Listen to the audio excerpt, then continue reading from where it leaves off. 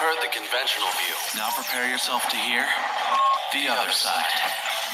High school teachers Mike Margison and Justin Spears bring you the alternative view you didn't get in the classroom. Now here they are, Margison, and Spears. Well, good morning out there to everybody. Happy 4th of July to all you listening out there. If you're hearing this on Saturday, it's not the 4th of July, but we are recording this episode here on the 4th of July with a little bit of downtime here. Mike Margison and Justin Spears, the team of The Other Side together. And we are glad to be bringing you a episode today. Want to bring in our other side of The Other Side. Mike, how are you doing today, man? Good. Hey, we don't take vacations. I mean, that's right. 4th of July, we're still here cranking out information. So yeah, I've got copious amounts of meat that are going to be put on the grill later. We're having some families over, but it's all business right now. Yep.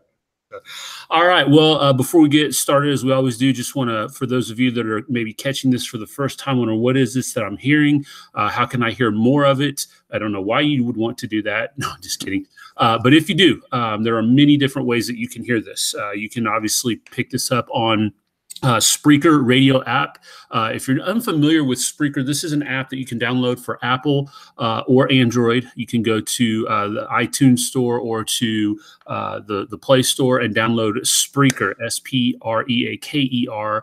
That's an app where you can hear all kinds of podcasts and different formats of shows. You can search The Other Side with Margison and Spears. You can subscribe to the show and you will get notifications whenever we download a new episode. You can also get the show on iTunes and Google Play Podcasts. So if you're into listening in a mobile format, maybe you like to listen in the car on the way to work, whatever it might be, those are a couple of options for you there. You can catch us on our YouTube channel. We broadcast all of these shows live via YouTube, and you can catch all of the shows in our archive there. You can search on YouTube, Mike Justin or The Other Side Podcast, and you will find all of our archived shows there as well. I mentioned if you're listening on the radio, 92.1, 1550 AM out of Crawfordsville, Indiana. We appreciate the support we get over there. Our show is rebroadcast on Saturday mornings at 8 a.m., or you can listen online at wcvlam.com.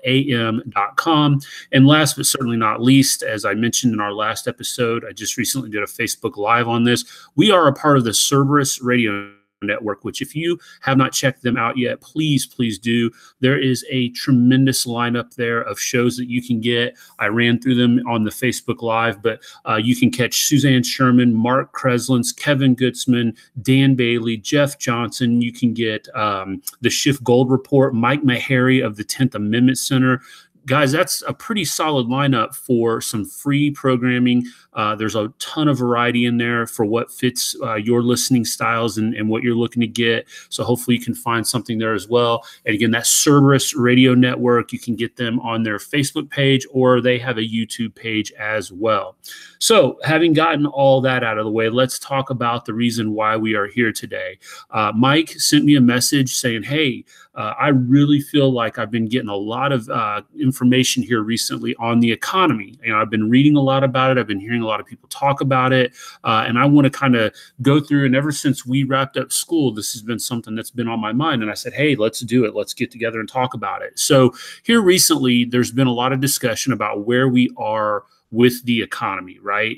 If you listen to some people, the economy is booming. You listen to others, you know, I think it's to the point where now where even the naysayers won't deny that the economy is doing well, but what they're doing is they're gearing their message and they're switching it, right? So that's what I kind of wanted to start off with is those that are attacking the current health of our economy, where are they coming from? Do they have a valid point? What's going on here? So first, Mike, kind of walk us through maybe a little bit about where we are right now with the economy. How would you, in you know, just layman's terms, overall, you don't have to give us any raw data here, but overall, health of the economy, good, bad, recovery, where are we? Okay.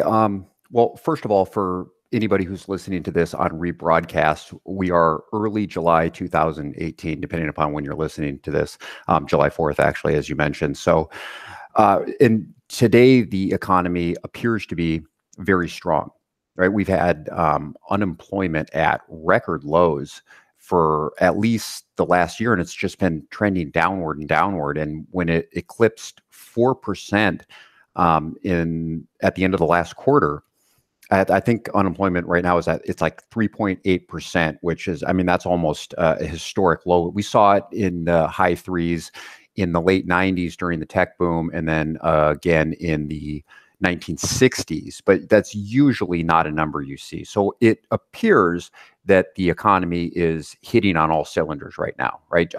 Gross domestic product is up, which is basically just a broad measure of economic strength.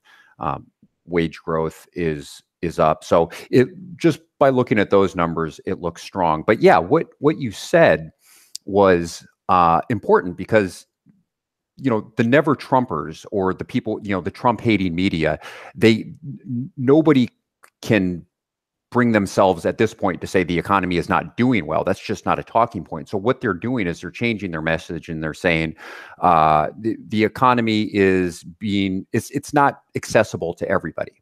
Right. So the average American, sure, the economy is booming, but this doesn't mean anything to the average American, primarily because prices are going up and wages are stagnant. So who cares if there's an economic boom? My purchasing power is actually going down. We're seeing that happening because, with prices going up and my stagnant wage, that means I can actually buy fewer things in the economy. I can acquire fewer goods and services, and therefore my standard of living is decreasing. Right. That's what we hear from the left. So I want to address that. And, that's a pretty simple accusation to take on, because all we really need to do is look at the numbers, and let's see what the numbers say. And we'll start with the inflation rate, because I think that is the crux of the issue. We heard Nancy Pelosi say this. I mean, she said a bunch of things, but I think back in December of 2017, when Trump was getting ready to sign the tax bill into law, you remember she called this is going to be Armageddon. That's what she said for the economy. And then later she called the actual tax cuts that people got, she called them crumbs. This is like thousands of dollars going to average people, going back into their paychecks. Well, she called that crumbs. She, of course, is a multimillionaire. It may be crumbs to her, but it's not to me. And then just recently she said, well, who cares if there's an economic boom, because you got gas prices going up and so on and so forth. And so nobody is really sharing in it. But I'll start with the gas. First of all, gas prices are going up. You're seeing that at the pump, but that is nothing that Trump has done. Gas prices necessarily go up in a booming economy. Gas, crude oil is the number one. It's the primary industrial input. And when you talk about all of the commerce that's happening, and then all of the transportation required to make that commerce happen, given a fixed supply, the demand for gasoline is increased. And of course, you're going to see the supply of gas, or the price of gas, go up if there is no change to the supply. And so that's, when you go to the pump and you see, a little bit higher price than you're used to seeing, that is always going to happen in a booming economy. And I should add, that's the best time for it to happen. When the economy is really, really strong, it actually affects consumers a little bit less. But what is the overall inflation rate? Let's just look at the numbers. Well, according to the most recent data I could find, and this is from the Federal Reserve website, the current inflation rate is 2.8%. Okay, what does that mean? Well, the historic average, if you go back 100 years, the average inflation rate is about 3.25%. That's on average per year. So currently having an inflation rate of 2.8%, we are experiencing below average inflation. This narrative that prices are just skyrocketing is false. I mean, at 2.8%, it's higher than it was the previous month and the month before that. But again, that's a byproduct of a strong economy. That's what you tend to see. You tend to see prices go up, but it's not. I mean, by historic standards, we are still at low inflation. So that narrative doesn't really make a whole lot of sense. But inflation only matters really insofar as your paycheck is concerned. So if prices are going up, but people's wages aren't going up, then yeah, that would be a problem. So again, what is wage growth? All we have to do is ask the question, go onto the internet, and the government keeps all these statistics. The Federal Reserve keeps all these statistics. This actually, I mean, Justin, this took me like 5 minutes to find when I was prepping for this show. And the most recent data that we have for wage growth is that wages are growing at 3.2%. Now, listen to what I said before. Inflation is at 2.8%. Wage growth is at 3.2%, which means wages are actually growing faster than prices are going up. This is just a false narrative that you hear from the left and you hear from never Trumpers. And it's just people who hate Trump, so they'll say whatever, but it's just not true. Right. And when you have a situation where wages are rising faster than inflation, people's standard of living is going up because they can buy more goods and services and they can increase their standard of living. And look, you can go on and you can just search for, consumption spending data and go to the Federal Reserve and you'll see that consumption spending, I mean, if this narrative were true, that the average American is not sharing in this economy, you would expect to see consumption data down because they just simply wouldn't be able to spend. They wouldn't have any money to spend, but consumption spending is up. No matter which metric you look at, U.S. retail sales are very strong right now.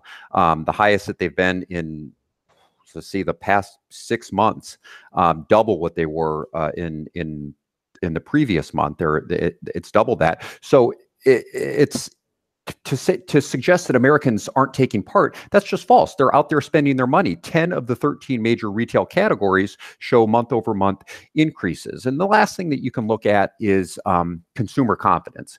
Consumer confidence is measured. This is just an index number, right? So it's not a percentage or a dollar amount or anything. It's just an index number.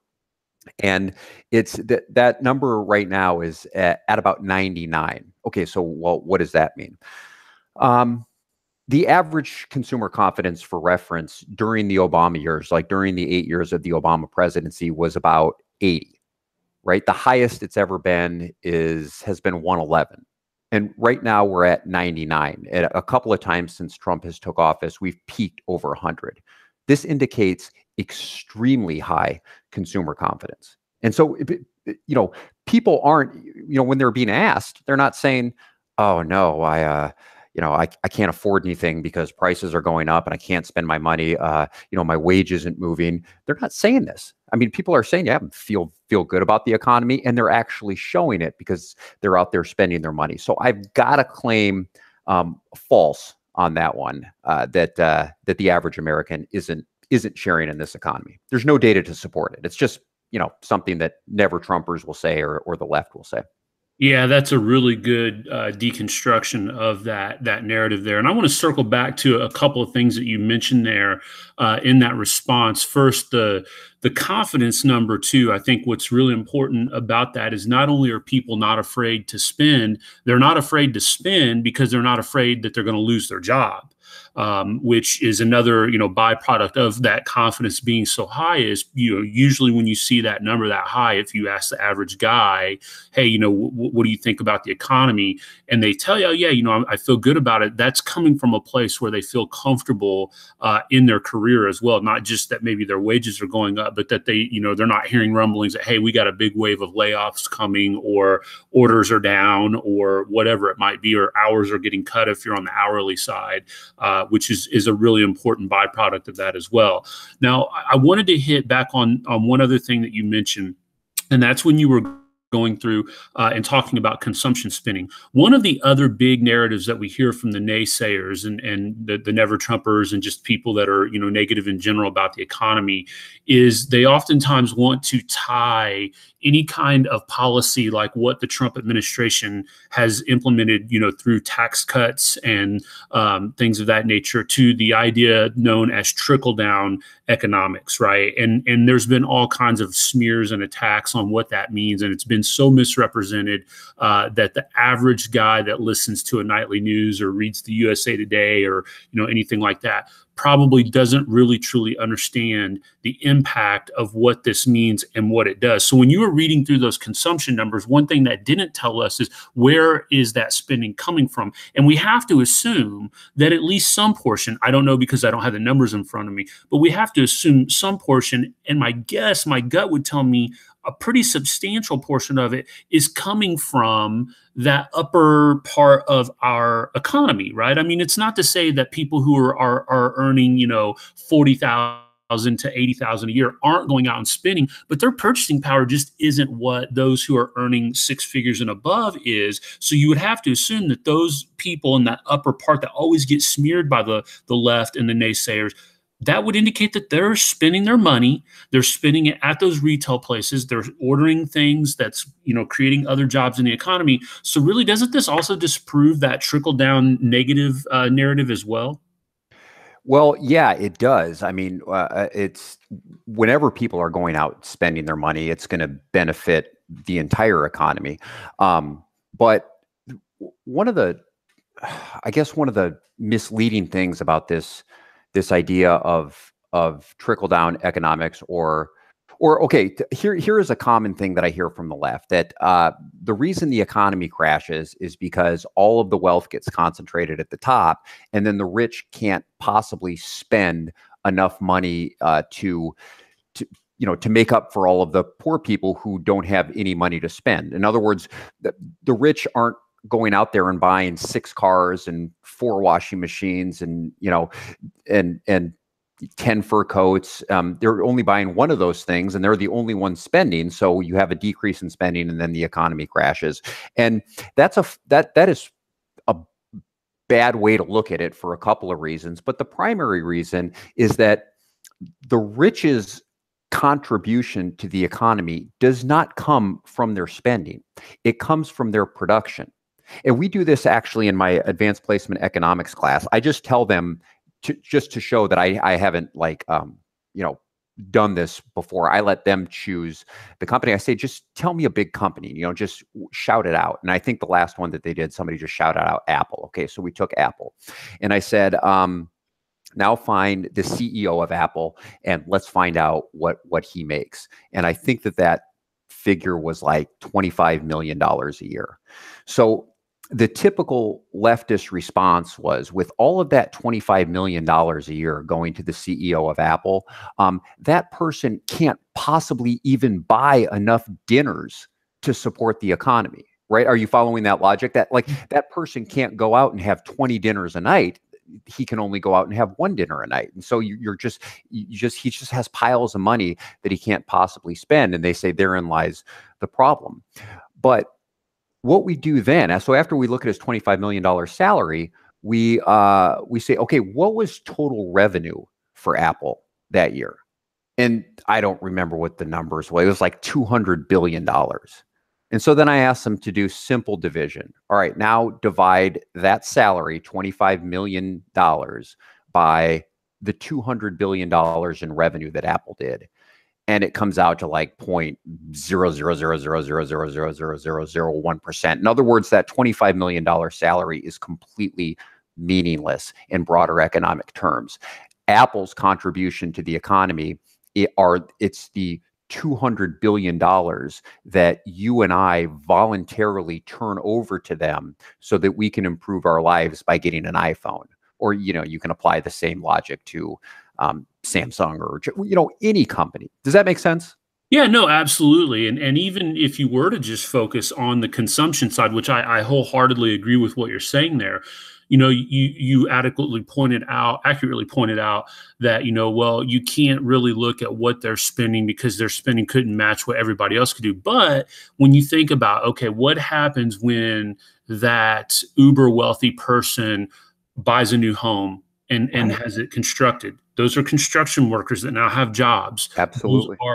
Those are people in the timber industry that are harvesting more timber and masonry. And when they order a luxury yacht, that's fiberglass, and that it's just all the different components. We do the iPencil in my economics class, and when we go back and we look at all of the different lives that are touched by that one person ordering that one thing, and then you multiply that over many things. So yeah, no, you're absolutely right. That's a good point. And I want to talk about, you mentioned a luxury yacht. That's a perfect example, because somebody might say, well, that's completely useless in an economy. I think that's what you would probably hear a leftist respond to, is that nobody needs it. The person who is like you talked about the fiberglass, the person at the fiberglass plant needs it. Right. I mean, what about they have, in the service industry, there are a lot of people who, when you buy a yacht, you actually have a crew. Well, the person who is a part of that crew making an hourly wage, they need it. So again, it's just it's a misrepresentation to say, yachts are not needed in the economy. Rolls Royces or Bentleys are not needed in the economy. They are absolutely needed in the economy. And this is a great point that you're making. The lives that are touched by the production process, who cares what the finished product is and what the price tag is? But the lives that are touched by the production process that is ultimately important. And that's why you see the consumer confidence numbers so high. Very good point that you made there. And I didn't have that in my notes. I'm glad you brought it up. Yeah, no, it just happened to kind of come across as I was thinking about that. I know some people who, like you said, lives are touched. I know a guy who is an executive pilot, and he flies Lear jets and he moves bigwigs from place to place, and he makes a good living off of doing that. And if, like you were talking about, Tim Cook and people like that didn't have those people, then that would be, less jobs. And I know it seems like on a micro level, okay, you're talking about one person, but I'm sure there are multiple, who knows, hundreds of thousands of people that perform those same duties in municipal airports all across the country. So yeah, I mean, you can take it to any example or extreme that you want, but it is a vital part of understanding, the larger part of what you and I were both talking about there when we were talking about overall consumer confidence, spending, consumption, and things of that nature. So I want to start to transition here into, okay, so I think you've done a fantastic job of debunking those myths. And I do think you're absolutely right. Listen, guys, this is just rooted in pure political hate. And make no mistake about it. We always talk about this here. Republicans do the same thing. I remember when Clinton was in office, I was in high school at that time. But Republicans, would take jabs at him, and the economy was doing fairly well at that point in time as well. So this is, both sides of the aisle doing this. It just happens to be that's where we are today. But, I want to kind of go back and take a little bit of a historical look here. And I know one of the things that I oftentimes find myself talking about in class a lot is the recession of 2008, because it was so recent. It's something that, we can anchor our discussions around. Are we headed toward another collapse here? I mean, is this just a paper tiger here with this economy? Is this a false flag here that, hey, everything looks good, the numbers you went through, yeah, that all sounds good, but really the fundamentals, right? If you were to dig in from an economic, more deeper look here, are we really headed off the cliff again? That's a great question, actually, and because I wish I had a crystal ball. I don't. I am also not an economist, so it's difficult for me to answer, and the economists don't even get it right. So I suppose my guess is as good as anybody's. I don't think that the one thing that you have to do is you have to follow the money. So over the 8 years of the Obama administration, it's been just recently starting to taper off. We saw a ton of money just printed. This was a policy known as quantitative easing, and it's a complex process to explain here on air, but I'll just give you a brief. It essentially means that the government is buying up its own bonds and then printing that money to pay for them, and then injecting that money into the economy. So you had this policy of quantitative easing over, between 2008 and 2012, there was a ton of it, and then it tapered off after 2012. But there are trillions and trillions of dollars kind of sitting there waiting to hit the economy. And whenever in an economy you have a whole bunch of money printed, this is not money that has been earned and then saved. It's just money that has been, you wave a wand and then it just appears. Whenever that's happened historically, that money gets channeled usually somewhere into some avenue. And that's where you see a boom and then a bust. So you mentioned 2008, and I think that's a great example. We saw this quantitative easing, although they didn't call it that back then. We saw this during the 2000s, right? So after the dot-com crash of 2000, what the Federal Reserve Board did is they lowered interest rates way down from like 6% down to 1%. Basically, what that's doing is it's making money easier to get, cheaper to get. And so money became more accessible. And that ended up being the first recession in history where housing starts actually increased. And so what were people doing with all of this extra money? They were just funneling it into the housing market. This is in the early 2000s. Now we saw how that ended up. But when I say you just have to follow the money, well, if we look back at the 2000s, that's what you can do. So money was being funneled into the housing market. And even when we went into times of recession, housing prices still went up. So it appeared to be an asset that just never deflated. I mean, it would just constantly go up and up and up. And once the Fed stopped printing that, fake money, that's when the bust happens. Essentially, that's when the boom is exposed as a fraudulent boom. That was not money that was actually saved and earned. It was just pretend money, and it got channeled into the housing market. And so we saw that bust. So where has the money been going since 2008? Nothing as definitive as like housing as we saw back then, but a lot of it has been going into government. So you see this massive debt that of course we know the federal government has created an extraordinary amount of debt. And if they get to a place where if interest rates start to tick up, that means the amount of money that they have to pay on that debt is going to double and triple, and that potentially could crash the economy. We see state pensions that are absolutely, I mean, it's scary if you're a state employee to look at how underfunded these pensions are. And so this is a problem. Like unions make these demands. Basically, we want this, and this when we retire, and politicians often cave to it.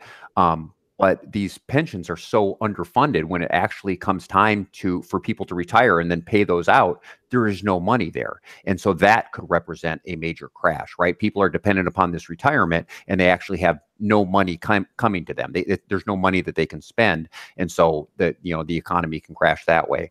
We have a massive student debt bubble. And this is fueled 100% by the government and their easy money policies for public universities.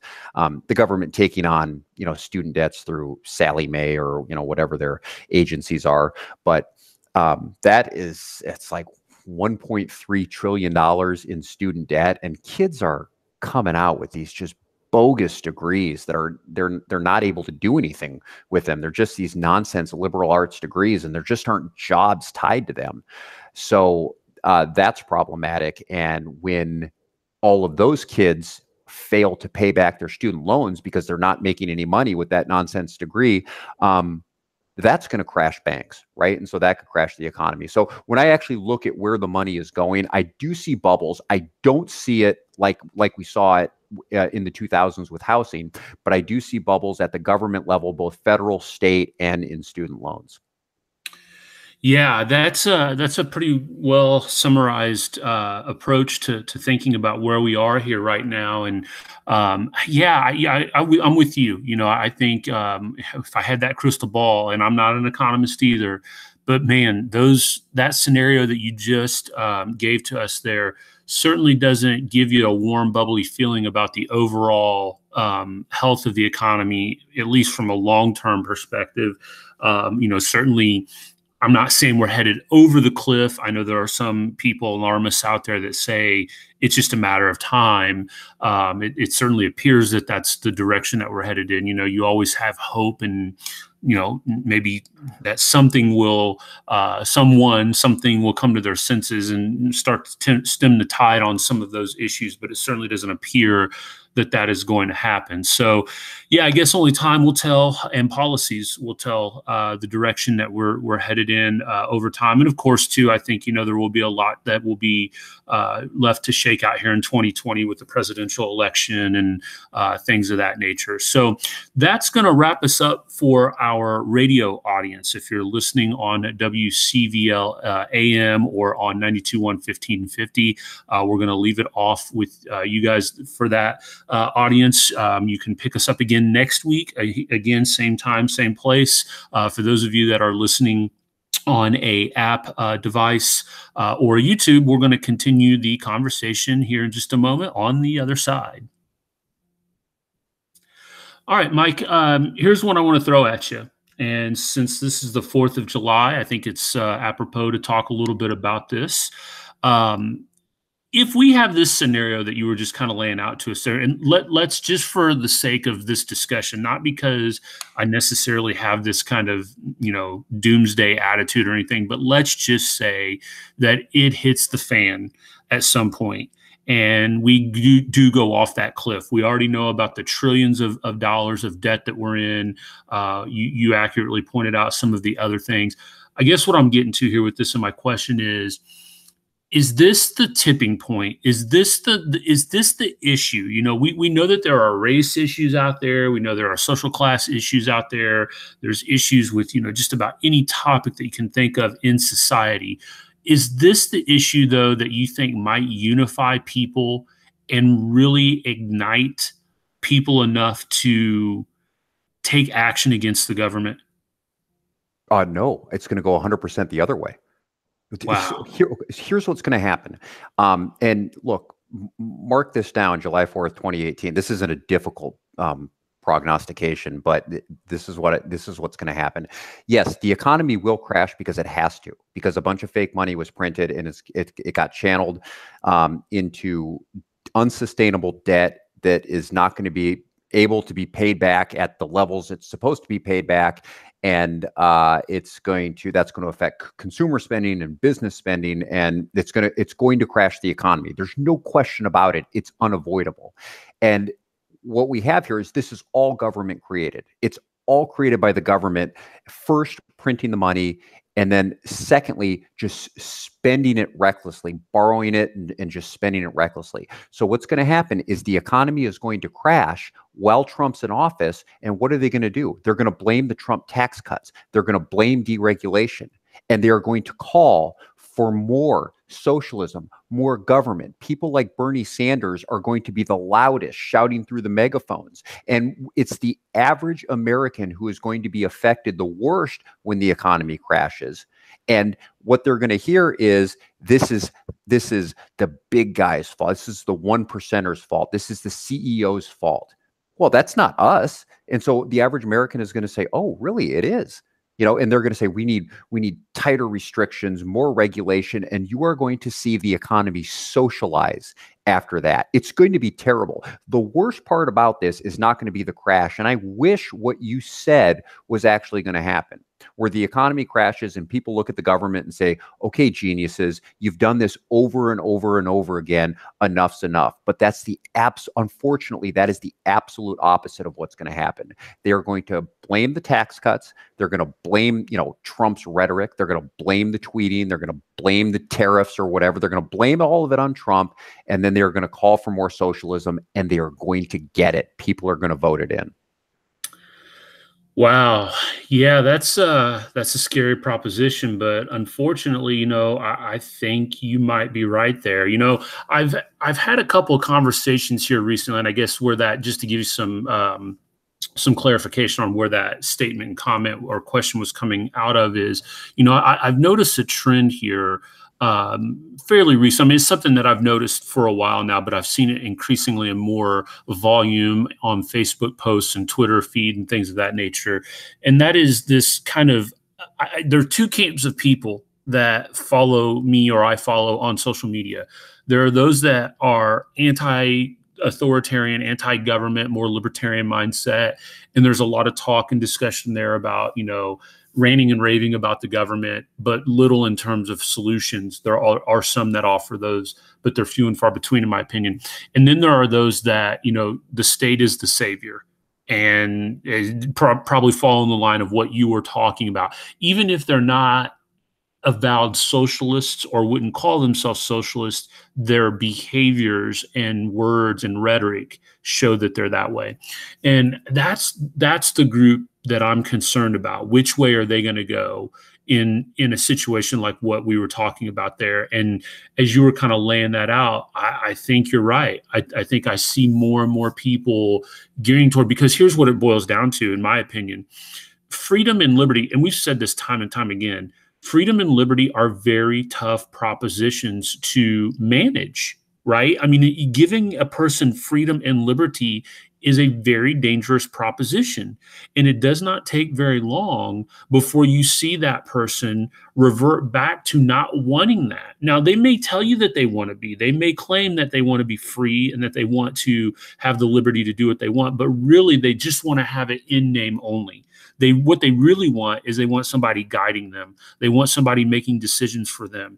And now what I'm talking about when I say this are real world applications, real world stuff here, right? So you can think of any number of scenarios or situations where we cede our liberty and freedom over to somebody else to handle because it's too difficult, or giving the benefit of the doubt, you may not have the knowledge of what to do with it if you had it, right? And so when we get back to kind of tying this back into the economy, it's easy to pawn that stuff off to the quote unquote experts.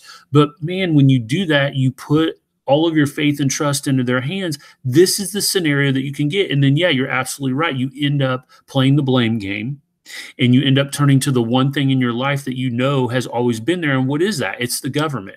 And so I think you're right. Unfortunately, I think that probably would be. But I've been kind of kicking around scenarios in my mind here recently of what would it take to get us back to a 1776 moment, and can we ever achieve that again? And I'm not saying it has to be violent.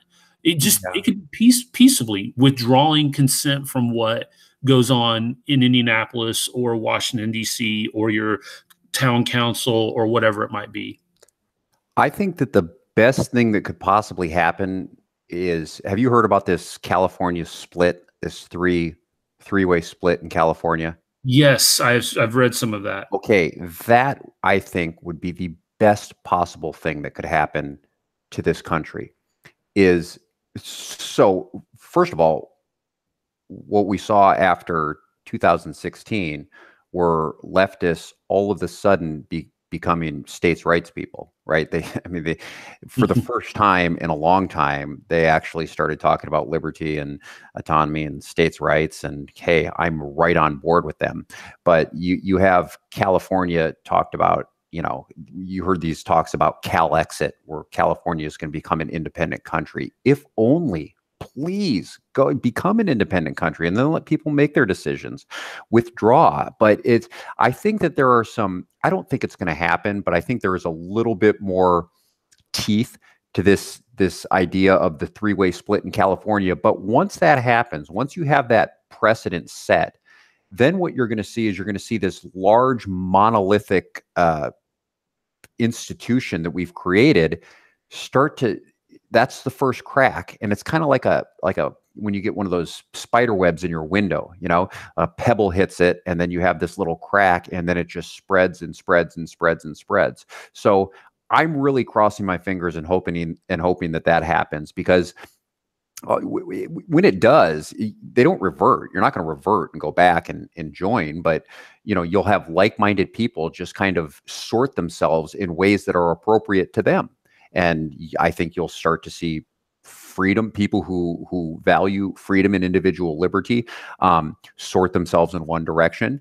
And you'll see people who want the state to guide them, just as you described. I think you will see them sort themselves in another direction.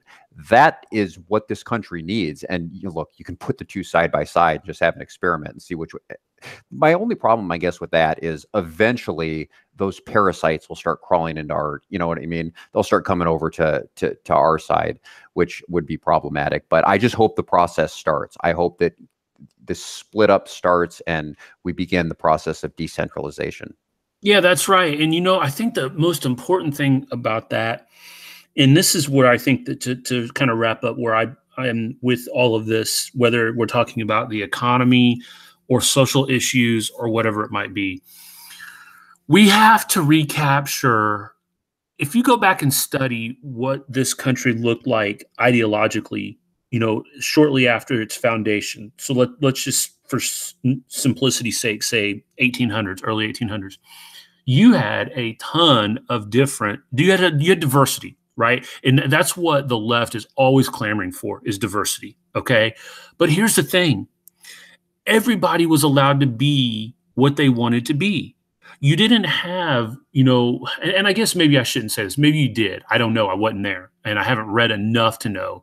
But from what I have read, I get the sense and the feeling that there were people who were okay with, if in the state of Virginia, they want this, if in the state of New York, they want that, if in, let them be. If there wants to be a People's Republic of Oregon and they want to raise the flag of the hammer and sickle and worship General Mao and everything, it's pretty much what it is now, right? Yeah.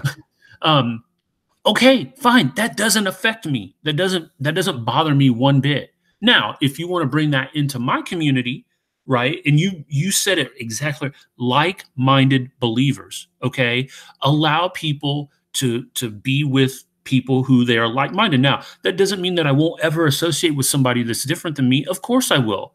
I want to try to convince them why my lifestyle and what I'm doing and how I choose to live is the best out there, much like they want to try to convince me. But listen to what I'm saying. Try to convince. That's different than forcing, right? Any subject matter that you want to take today, whether it's LGBTQ, race issues, religious issues, everybody's trying to force everybody to live under their auspices, to live under the way that they want to live, instead of just living their life out and saying, this is what I choose to do. And you can either accept or reject that. But that last part is taken away. You don't have the opportunity to reject it anymore. You're told you're going to be tolerant and you're going to have to accept this. Well, what if I don't want to accept that? And they're the arbiters of tolerance. That's right, the other, exactly. like that they're also the judges of what constitutes tolerance. Now, if Sarah Sanders wants to go to a restaurant and people go in there and heckle her and throw her out, that's not intolerant because they are the arbiters, right? That's okay. Mm-hmm. Yeah, absolutely. It's like I said to somebody in a Facebook dialogue a couple of days ago, and I may have mentioned this on our last episode. I apologize if I did. But we were talking about moral code in society. And I said, for me, I anchor my moral teachings and my moral fabric in the Bible. And so if somebody chooses not to do that, whether they be atheist or agnostic or, Muslim or whatever, and they don't anchor their moral code or moral beliefs in the Bible, okay, that's their decision. I can try to convince them as to why, living the way that I choose to live is the best. But at the end of the day, free will, right, which is taught in Christianity, free will is your acceptance or rejection of that.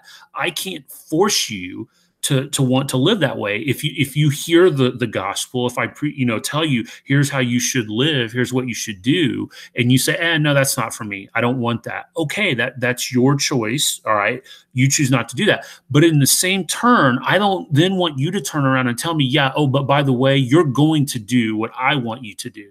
Right. And that's what we're seeing. I listened to a fantastic speech from Ken Ham, who's the founder of Answers in Genesis, the Creation Museum, and the Ark Experience in Northern Kentucky last week. And one of the things that he talked about was, he said, the big lie that we've been told as it relates to education is we want religion out of the classroom. Right, that we have to get religion out of the classroom. And that's what a lot of people say, separation of church and state, can't talk about religion in the classroom. He said, that's a false narrative, because there is a religion that's taught in the classroom. It's the religion of the state, right? So you're replacing the one with another, and you think that you've eradicated the root of it, but all you've done is simply replace it with man and man's ideas. And the problem with that, and again, whether you ascribe to what I'm saying or not, you have to admit, when you put your faith in humanity in a man-made moral code, the problem with that is it can change. And that's where you end up with Mao and Stalin and Hitler and Lenin. That's what you get when you place your faith in humanity. Now, there can be good, right? But there can also be bad. And that's where I think, when we go tying this all the way back to what we've been talking about today, when you come back to, at the end of the day, if things start to crumble apart, where are you going to place your trust and faith? Are you going to place it in a man-made governmental system, right? Or are you going to place it in a system that values people and looks at your neighbor and says, I'm here to take care of you. I'm here to help you. And if we all took that attitude, we would probably be in a much better position today. Now, that's a lot of work and it's a lot of effort, but we'd probably be in a much stronger, better position later on down the road. Yeah, you've mentioned this a couple of times now, that it is a lot of work, and that is just it is enough work so that people are simply not willing to do it. That's the biggest problem with our society, is we've become complacent and we want to kick things over to somebody else. And when that happens, look, first of all, nobody knows history. That's a major problem. That is a major defect in our society. So you were just talking about like Lenin, Stalin, Mao. That's how you get these people. Go say that to the average 19-year-old. They don't know what you're talking about. They don't know what Mao did. They don't know what Stalin did. They don't know this stuff. And when you don't know it, then you have no idea what you're actually doing. I mean, when you're espousing these socialist views and being willing at the drop of a hat to cede your liberty to some person, they have no idea how it can end up. They just don't. Nobody knows history. I was watching this thing on the news this morning. It was hilarious, but this guy was going around. He was doing a PragerU video, and they showed some of his filming, but he was going up to people on the beach and saying, what does July 4th mean? Like, what is the significance of that day? They had no idea.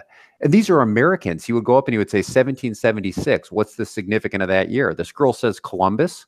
It's unbelievable. Yeah. And that's the biggest, one of the biggest problems that we're facing right now. Yeah, and to make it even worse, these people are romanticized through memes and T-shirts, and you see the Che T-shirts and things of that nature. It just makes you sick if you were to say, "Do you really understand what you're kind of ascribing to here with this?" It really does. I didn't mean to hijack the bonus time with that. No, that's perfect. But it's no wonder that they want free stuff. How can somebody with such a little brain be able to produce anything at all? I mean, I would be a socialist too if that was my intellectual capacity. And I'm not saying this to try and demean people, but if you are an American and you're young, it's not like you're senile, right? I mean, these people were 20, and you don't know what July 4th, 1776 is. It's just, I mean, that's mortifying. And it's no wonder to me that you need somebody else to provide for you, because I don't know how they're going to provide for themselves. Yeah. Well, I want to leave off with this. You had kind of mentioned the history thing here real quick. And I really like memes. I like memes a lot. There are some out there that are over the edge and everything, but some of them are really good because they're cutting, right? They get a point across in kind of a, with images, with imagery. And I think that's really what kind of helps make the point a lot of times to people. So I found this one that I put up on my Facebook wall the other day. It says, what do Americans really celebrate on the 4th of July? And then there's like a 9-square matrix. Actually, I think it might be 6-square matrix. And it says tax evasion. And it says boycott Townsend acts, disobeying orders, riots, vandalism. And it's showing the Boston Tea Party, illegal gun ownership, right? Obviously making reference to, it was against the law, right, first. Yeah. And then acts of treason. And it's got a picture of the Declaration of Independence there, and I think, again, the point of that obviously is as I was mentioning earlier, what is it going to take for people to kind of understand what forged this country, and what we're fighting against is kind of the same stuff that we're up against today, even. And again, I'm certainly not calling for violent overthrow. I'm not calling for, any kind of violence in the streets or anything like that. But there has to be an awakening. There has to be a reclaiming of an understanding of what liberty and freedom really truly means in this country, and to just stop and pause for a second and think about all the different ways that the state, i.e. the government, is involved in your daily lives, and think about how truly free are you. But then don't just stop there. Think about the power of what it could be like if you were free to be able to do what you want. I mean, we have people that can't enter into career fields because of licensing schemes. We have people that can't travel about freely from one place to another because of passports and visas and things of that nature. I could go on and on, but I just wanted to wrap up with that because I thought that was so cutting when you talk about not knowing history. As you celebrate today, yes, I want you to think about those that have sacrificed their lives, those that have served for this country, but I also want you to think about the ideas of what this country was founded on. Great point. I think that's a perfect place to wrap up. All right. Well, Mike, again, thank you so much for allowing me to be a part of this episode today. Glad you reached out to me and told me that you were thinking about doing this. I thought that was really well done on your part to kind of walk the listener through in a pretty easy to understand way where we are with the economy, tearing down some of the myths of the naysayers, and really just kind of pointing out that what it all boils down to is it's a political smear. And I hope that will kind of inspire the people to think a little bit more about where we are today with our economy. And then finally, our discussion there with, just kind of where we are overall as a sense of our country, a state of the state, if you will, and a reclaiming of freedom and liberty there. So again, thanks for tuning in. Hey, hope you have a very, very a good 4th of July. Be safe wherever you are out there. Hope you have a good time. Hopefully the weather will cooperate with you and you can enjoy some time with your friends and family. Mike, have a great 4th of July at your house. And until then, we will see you on the other side.